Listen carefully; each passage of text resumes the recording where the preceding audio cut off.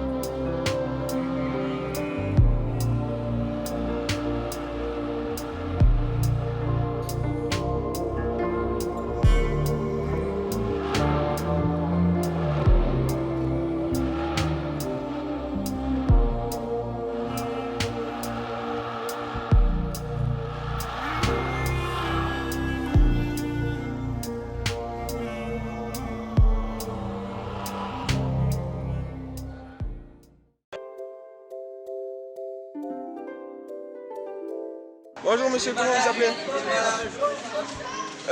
Est-ce que c'est dur ou facile de rouler avec des fauteuils roulants? En vrai ça va, enfin, il faut avoir un peu de sport parce que sinon c'est compliqué, mais juste pour la montée, sinon ça va. D'accord, merci. Bonjour, quel métier faites-vous? Bonjour, alors moi j'étais enseignant spécialisé pour les troubles du comportement. Je travaillais dans les écoles, mais là je suis à la retraite et je suis président du comité départemental handisport des Alpes de Haute-Provence, 04. Donc là vous venez pour faire quoi? Alors je suis venu à Vinon-sur-Verdon pour faire une journée de sensibilisation sur le handicap et le handisport. Montrer aux élèves ce qu'on peut faire malgré le handicap, qu'avec un handicap on est capable de faire plein de choses. Et la deuxième chose, montrer aux élèves les différents sports qu'on peut faire aux personnes handicapées et ensuite travailler le regard sur la différence, changer le regard des élèves sur quelqu'un qui est différent. On peut être grand, petit, maigre, gros, handicapé, valide, mais on est humain, on peut être copain, on peut avoir des avis différents mais on peut s'entendre et on peut faire du sport ensemble. Voilà. D'accord, merci. Et quel type de sport on peut faire avec un handicap? Alors, handisport, on s'occupe des personnes handicapées physiques et sensorielles, c'est-à-dire aveugles et sourds. Sport, on peut faire, là il y a de la pétanque pour les personnes non-voyantes. Ici, c'est un atelier de fauteuil pour la vie quotidienne, montrer aux élèves comment on manipule un fauteuil. Là-bas, il y a un atelier basket-fauteuil, on peut faire du basket-fauteuil, du hand avec le fauteuil, du foot avec le fauteuil. Il y a un atelier torball, c'est une sorte de handball pour les personnes non-voyantes. Et après, on peut faire des tas de sports, on peut faire du ski. Les personnes, on les met dans des fauteuils ski. On peut faire du singo, c'est un fauteuil tout-terrain et on descend sur les pistes de ski l'été. Ou alors les pistes forestières. On peut faire de la joëlette, on peut faire des tas d'activités. Voilà. D'accord, merci.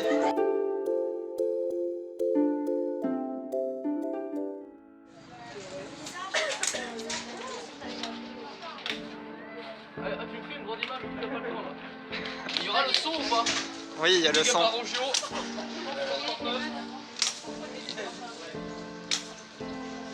comment je descends là? Bah, vas-y. Allez, au suivant, il y a un sac de livres. Il y en a deux, les filles. Je sais pas si les filles.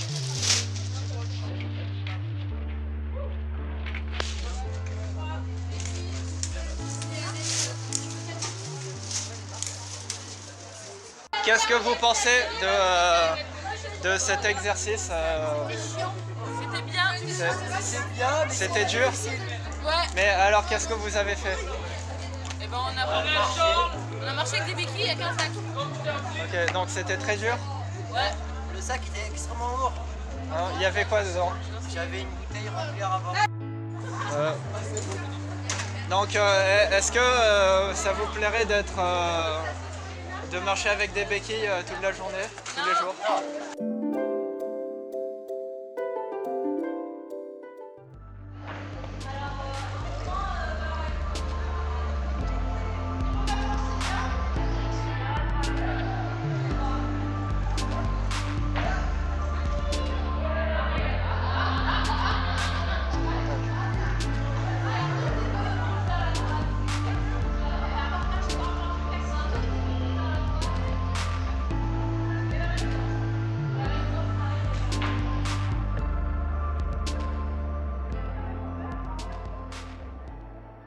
Qu'est-ce qu'il fallait faire sur le jeu?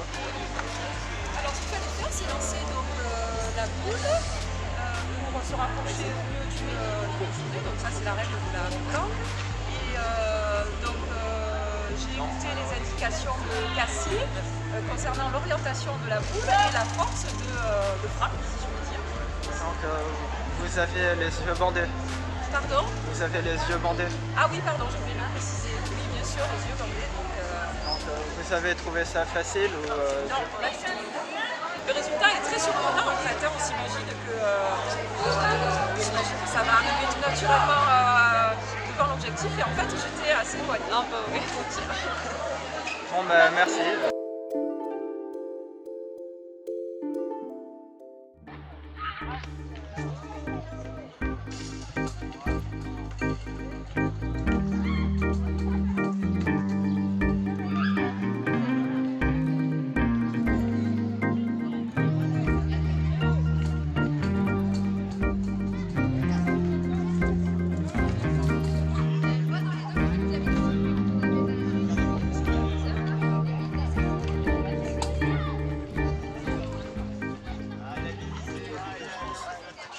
Le but est de tirer de l'autre côté, de le mettre entre les deux plots, les yeux bandés sur les tapis. Pourquoi les yeux bandés? Le torball, c'est un sport pour les aveugles. D'accord. Est-ce que les valides peuvent jouer avec eux du coup? Oui, C'est pour ça qu'on bande les yeux. exactement. À quoi ça sert les trois fils au centre du terrain? Si on les touche, c'est une faute, il faut donner la balle à l'adversaire. D'accord. Comment se fait le lancement du jeu? Alors, ce jeu se fait devant le tapis, debout, et toujours le ballon à ras du sol. À ras du sol. Comme au bowling alors? Oui. Ok. Après, à quoi ils servent les tapis? À se repérer. À se repérer. Et quand on défend, on est comment sur les tapis? À genoux. Ok. Est-ce qu'on a le droit de plonger à droite, à gauche? Voilà.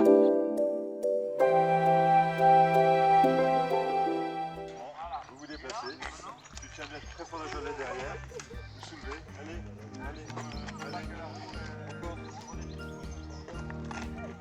Un peu. Hop, encore. Voilà, le bras.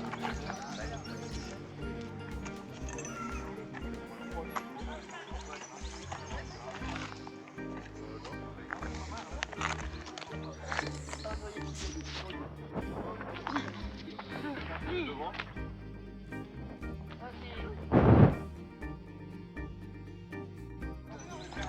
Voilà, allez.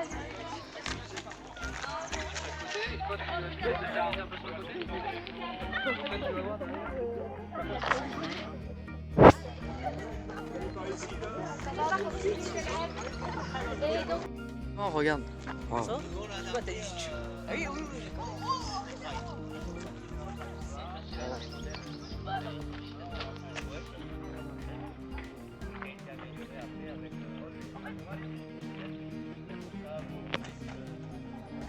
Comment c'était de porter les jeux? C'était très bien, mais par contre c'était très très lourd. Il fallait porter, il fallait incliner vers la droite et vers la gauche. C'était dur? Oui, très très dur, mais j'ai réussi. D'accord. Et t'aurais aimé être à la place de celui qui est assis? Oui, c'est vraiment très très bien. T'es à l'aise, posé. Oui, mais ceux qui sont assis, c'est parce qu'ils peuvent pas marcher. Oui, mais c'est quand même bien. Bien. Tu peux rien faire. Alors que si tu portes, eh ben, tu peux faire beaucoup de choses. Donc c'est mieux de porter. Non, c'est mieux d'être assis. D'accord. Au moins, tu fais des voitures auto-tamponneuses là, comme dans les manèges. D'accord, merci. Comment c'était d'être assis dans les joëlettes? Alors, d'être assis dans les joëlettes, je me rends compte que quand on est handicapé, on a intérêt à avoir drôlement confiance en ses porteurs. Voilà. Et vous aurez préféré être debout? Être debout et pousser les joëlettes? J'essaierai tout à l'heure, si j'ai l'occasion, je vais essayer. Je ne l'ai pas encore essayé, du coup je ne peux pas trop comparer là. D'accord. Bah, merci.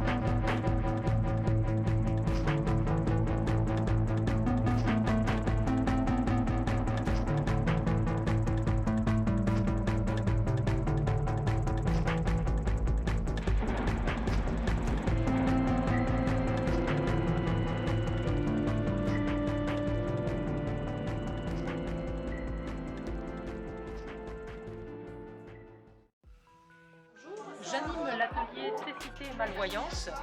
Nous présentons ici les différentes façons de voir pour les malvoyants et on essaye de mettre les élèves dans la peau d'un non-voyant. On se rend compte qu'il faut développer les sens, le toucher, l'ouïe essentiellement. Nous vous exposons les différents ateliers qui sont mis en place, notamment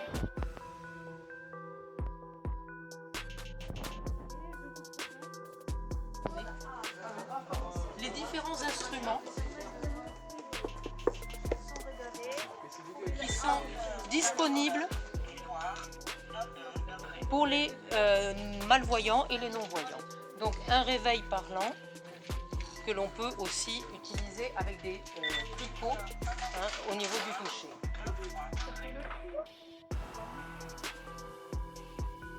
Mais de voir des images en différentes tailles, avec différents contrastes, pour un confort de la vue. Ici, un outil extrêmement utile au quotidien, notamment pour un professeur, c'est l'agrandisseur pour permettre de lire confortablement avec une bonne luminosité et on peut agrandir l'image. De plus, cet agrandisseur permet de faire la lecture d'un manuel, d'un livre ou de toute écriture normale. Par contre, l'inconvénient, c'est qu'il ne lit pas l'écriture individuelle, l'écriture manuscrite. Enfin, une lampe basse vision. Cette lampe, très utile, très pratique au quotidien, elle permet une lumière diffuse, une lumière homogène et surtout qui n'éblouit pas. Elle est constituée de lumière LED spéciale pour les malvoyants, c'est ce qu'on appelle une lampe basse vision. Enfin, des lunettes pour muscler l'œil et qui permettent donc à l'œil de se concentrer sur l'image et qui obligent la personne à faire un effort sur les muscles de son œil. Voilà.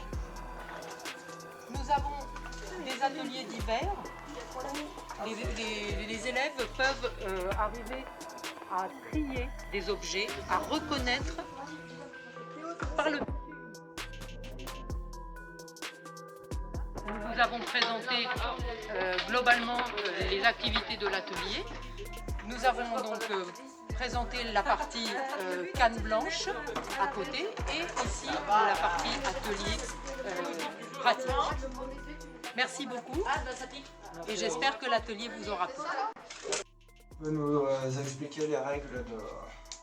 Les règles, c'est simple, c'est de ne pas abîmer le matériel qui coûte assez cher étant du vrai matériel que des aveugles utilisent, ça coûte assez cher. Et après, l'exercice c'est de se balader dans la salle. Et dans la salle, il y a un peu des obstacles un peu partout. Et avec les cannes, c'est faire des grands mouvements de gauche à droite pour détecter les obstacles et après changer son comportement par rapport à ça. C'est-à-dire s'il y a un obstacle au milieu, faire demi-tour, essayer de prendre un autre chemin. Après, si on n'a pas, pouvoir traverser pour faire l'exercice. D'accord, merci. Merci d'avoir regardé cette vidéo, j'espère qu'elle vous aura plu et si vous croisez un handicapé en difficulté, n'hésitez pas à l'aider.